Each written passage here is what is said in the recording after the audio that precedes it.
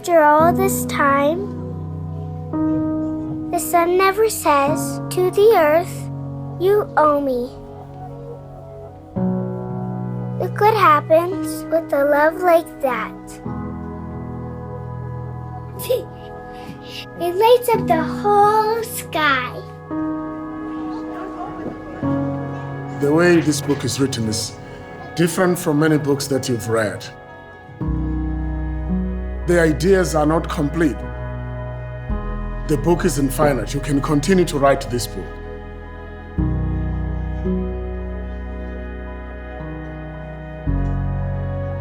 Young people, they're so creative. They come up with ideas that maybe even the author did not intend it to. The openness of the book allows us to sort of explore. I don't teach mindfulness. What I do is, I don't make anything complicated. I don't even say mindfulness. We open the book, and then we read something in the book.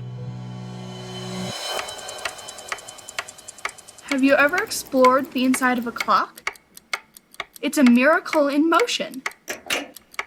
Tiny cogwheels are working in unison, very reliably so. An even greater miracle, however, is our body. The minute we take our first breath, all of our organs start collaborating automatically.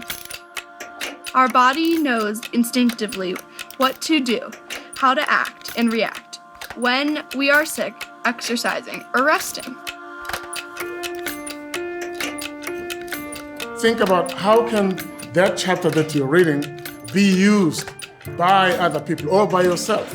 How can you put those practices in a daily life?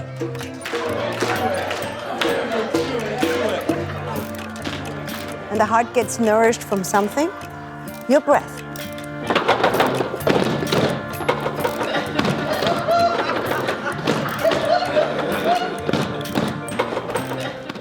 I feel like as a teacher, I am just surprised about how the kids just don't have that humanity.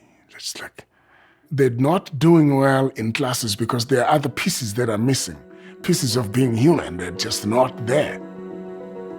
A lot of our learners are challenged. I have a lot of kids on the spectrum, and I have a lot of kids with anxiety and depression.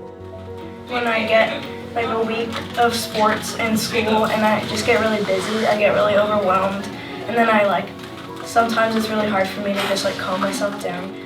A lot of kids these days do school well. We sort of call it that. So they know how to do the stuff, but they don't do really well if they're challenged and fail or make mistakes. And I get worked up really, really fast, and then I get in trouble by my teacher and I have to get sent out the classroom. I'm also surprised about the power of this technology. It's like every little chance they get, they're on cell phones. The students I deal with get their cell phones by 4th or 5th grade. They're also using the computers at home before that, using the iPads, different tablets. I've had a couple of kids in my class don't know how to write. They're very bright kids because they're here. I feel like this technology, we can't blame it right now. I mean, it's on and it's really, really good. Here we are, we're using it, we're capturing some information.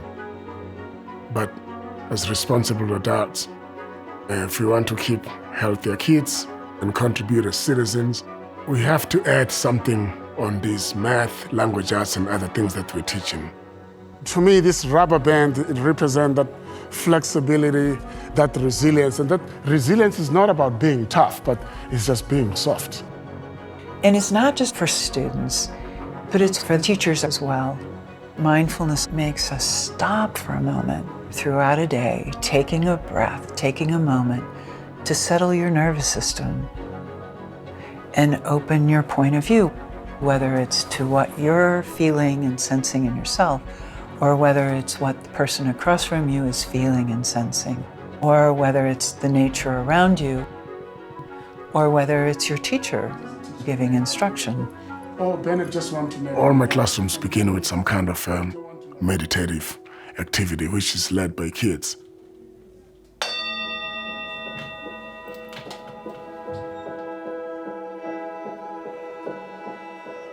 Most of the things we worry about never actually happen.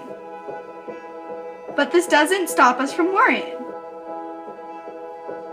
On the first day of school, we might be a little nervous. For example, wondering what the other students will think of us. By giving our thoughts a little more space, we can stop the hamster from going around the wheel. By taking a couple of breaths, we can put a little distance between us and our worries so that they don't rule over our lives. I do that every day, and when you talk to them, they talk about how this helped them. Like it helps calm you down with a moment of silence. You might be beautiful, talented, and resilient. Yes. It felt good. It felt good. The mindfulness to me is my way of making the school meaningful to them, because when I listen to them, the school is meaningless. They want to go home, they want to go watch Netflix and all those kind of things. But I don't see the community there. Like, I don't see them like finding ways of enjoying being with other people. We live in a time when, with all the things that happen in schools, and we become more and more aware that this is the time to build community. Just takes a moment to close your eyes, remember, breathe deep and hook in. That ability to pay attention, to me, is like the bedrock of all the things we say we really want in schools. Better community, students who are more focused on their learning, who have a broader, more open point of view. I think it's just a way to maybe, I'd like to use the word maybe uncover. So some of it's uncovering your own innate skills at taking care of ourselves and our brain's ability to do that. If we want to close the gap that we keep talking about, the mindfulness is going to have to be there. Because you can't tell me that all the work is going to come from us pouring money, bringing programs in. At some point, a kid needs to know, what is it that I'm working on, and be really present. Thoughts are thoughts, not black and white truth. The same is true for our emotions. Whether it's fear, anger, impatience, or rage, when we register our emotions in the spirit of mindfulness and recognize them for what they are, we open up in new ways. A newer relationship to our emotions. A new freedom.